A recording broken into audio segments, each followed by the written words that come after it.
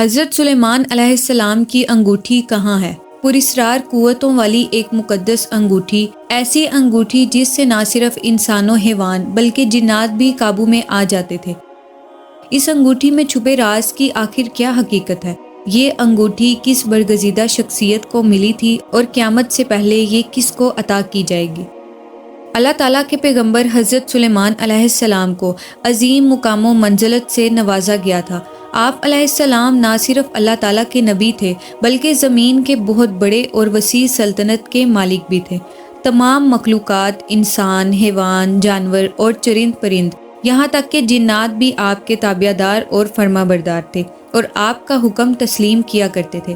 حضرت سلیمان علیہ السلام کو ہوا اپنے کندھوں پر اٹھا کر چلا کرتی تھی اور آپ علیہ السلام کا تخت ہوا پر پرواز کرتا تھا۔ اسی طرح اللہ تعالیٰ نے آپ کو بہت سے معجزات عطا فرمائے تھے۔ مثلاً آپ جانوروں کی بولیاں سمجھ لیا کرتے تھے اور آپ کے پاس جنات کا ایک عظیم اور بہت بڑا لشکر تھا۔ روایتوں کے مطابق حضرت سلیمان علیہ السلام کو اللہ تعالیٰ کی طرف سے ایک انگوٹھی عطا کی گئی تھی جسے خاتم سلیمانی، مہر سلیمانی اور انگشتر سلیمانی بھی کہا جاتا ہے۔ اس انگوٹھی کو پہن کر آپ علیہ السلام اپنی حکومت کو نہایت ہی آسانی سے چلایا کرتے تھے۔ آپ کی اس انگوٹھی کی تاثیر یہ تھی کہ تمام مخلوقات اس انگوٹھی کی طرف کھینچے چلے آتے تھے اور وہ آپ کے تابع دار اور فرما بردار تھے۔ اس انگوٹھی میں ستارے جیسی چمک اور کستوری جیسی خوشبو تھی۔ کہا جاتا ہے کہ اس انگوٹھی کو حضرت جبرائیل علیہ السلام جنت سے زمین پر لائے تھے اور اس انگوٹھی پر جو نگینہ لگا ہوا تھا اس پر حضرت سلیمان علیہ السلام کی ایک خاص قسم کی مہر بھی لگی ہوئی تھی۔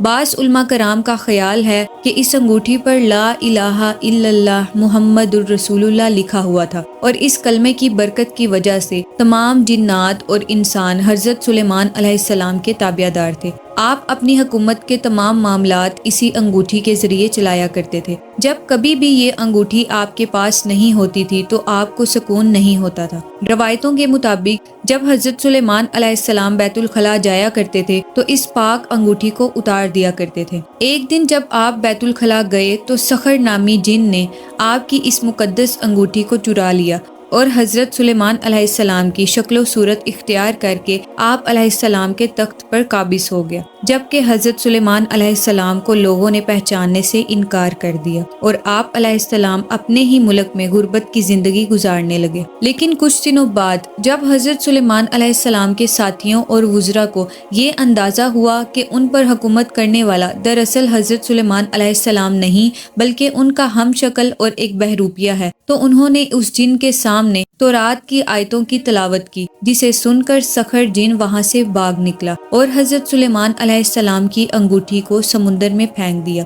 اللہ تعالیٰ کے حکم سے اس انگوٹھی کو ایک مچھلی نے نگل لیا۔ ایک دن جب حضرت سلیمان علیہ السلام سمندر کے کنارے مچھلیاں پکڑ رہے تھے تو وہی مچھلی آپ کے جال میں پھنس گئی۔ جب حضرت سلیمان علیہ السلام نے اس کا پیٹ چاک کیا تو اس انگوٹھی کو پا لیا، لہٰذا آپ علیہ السلام نے اس انگوٹھی کو اپنی انگلی میں ڈال لیا۔ اسی طرح حضرت سلیمان علیہ السلام کو دوبارہ سے حکومت اور بادشاہت مل گئی۔ تخت و حکومت سنبھالتے ہی آپ علیہ السلام نے سب سے پہلے یہ حکم دیا کہ اس سخر نامی جن کو، جو کہ ایک سرکش مخلوق ہے، جہاں کہیں بھی ہو گرفتار کر کے لاؤ۔ پھر سخر نامی جن کو قید کر لیا گیا اور حضرت سلیمان علیہ السلام نے اسے لوہے کے صندوق میں قید کر دیا۔ کہا جاتا ہے کہ اسے کفن لگا کر سمندر میں پھینک دیا اور قیامت تک وہ اسی صندوق میں سمندر کی گہرائیوں میں قید رہے گا۔ حضرت سلیمان علیہ السلام کی وفات کے بعد آپ علیہ السلام کی وہ انگوٹھی بھی غائب ہو گئی اور پھر تاریخ میں وہ انگوٹھی کس کے پاس پہنچی